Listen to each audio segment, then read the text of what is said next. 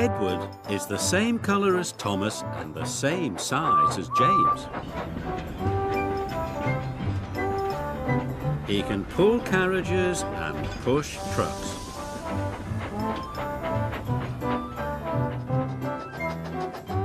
And he often works as a back engine. But Edward is old and not as strong as the other engines, so sometimes Edward feels left out. The Duke and Duchess of Boxford came to visit their new summer house. They came on their own private engine called Spencer. Spencer is big and silver and very fast.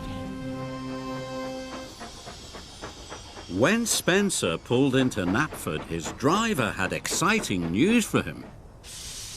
"You have beaten Gordon's record," he said. "Of course," boasted Spencer. "I'm faster and finer than all the engines on Sodor put together." The Fat Controller's engines were very cross. "Spencer's just a big silver show-off," sniffed Gordon, and everyone agreed. The Fat Controller spoke to the engines. "Spencer will take the Duke and Duchess to their summer house. Another engine will take their furniture." The Fat Controller's engines saw their chance for a race. "Please, sir," said Thomas, Percy, Gordon and James, all together. "May I go?" "You all have other work to do," boomed the Fat Controller. "Edward will take the furniture." James and Gordon groaned. "Fancy sending a back engine to do an express engine's job," sniffed Gordon. "He'll lose the race and let the old railway down," said James.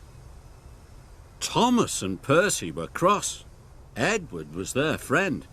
"Spencer has a bigger boiler," said Thomas, "but that just means more hot air." "And on his steam he can beat a pouty puffer any day," added Percy.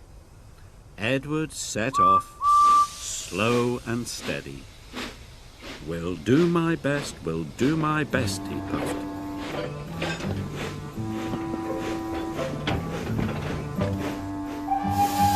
Spencer set off and quickly passed Edward. "I've won already," he boasted. And with a whoosh, he was gone.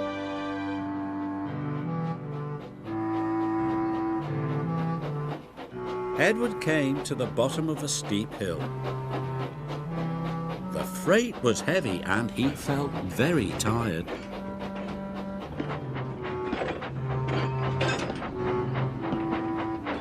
He huffed and he puffed and was soon at the top.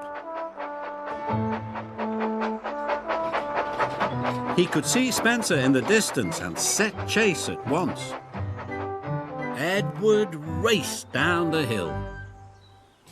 Spencer stopped at Wellsworth Station. The Duke and Duchess wanted to buy some tea and cakes from the refreshment lady. Edward teetered into view. "Hurry up, old boy," laughed Spencer. "Can't have you finishing too far behind me." Edward wished he could have a rest too. But the station master and the porters had heard about the race. "Hooray for Edward!" they cheered. Edward picked up steam and proudly puffed past Spencer. But then the Duke and Duchess finished their tea, and Spencer was off in a flash.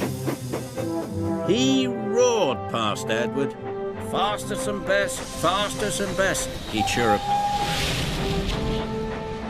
Edward was nearly out of puff. The furniture felt heavier than ever.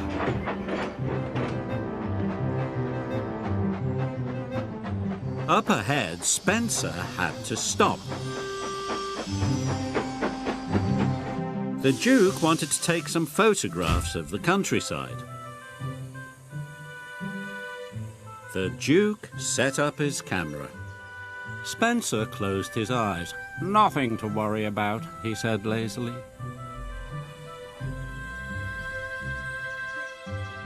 Gordon was returning to Brendam Docks. He passed Spencer and knew Edward must be losing the race. "Edward is a waste of steam," he sniffed. But when Gordon passed Edward and saw how hard he was trying, he felt bad about what he had said. "Well done, Edward," he called. "You are a credit to the railway." Edward was so happy his boiler tingled. He found puff he never knew he had. The Duke and Duchess had finished taking photographs and were back on board.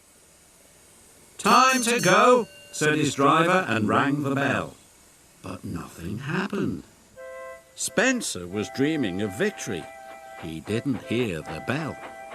And he didn't hear Edward puffing past him. Spencer's driver rang the bell again. When Spencer finally opened his eyes, he could see Edward heading towards the summer house. Nearly there, he gasped. Spencer took off as fast as he could.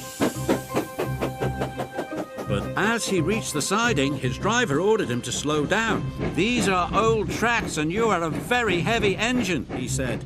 "You must go slowly." Spencer had no choice. He had to slow down. And he trundled slowly down the siding. With every click and every clack, he knew that he had lost the race. Edward puffed towards the summer house. "I've won," he gasped. "I did it." Edward felt like a really useful engine. "Hooray! I've won!" he cheered loudly. Edward felt like the pride of the Sodor Railway. And he was right.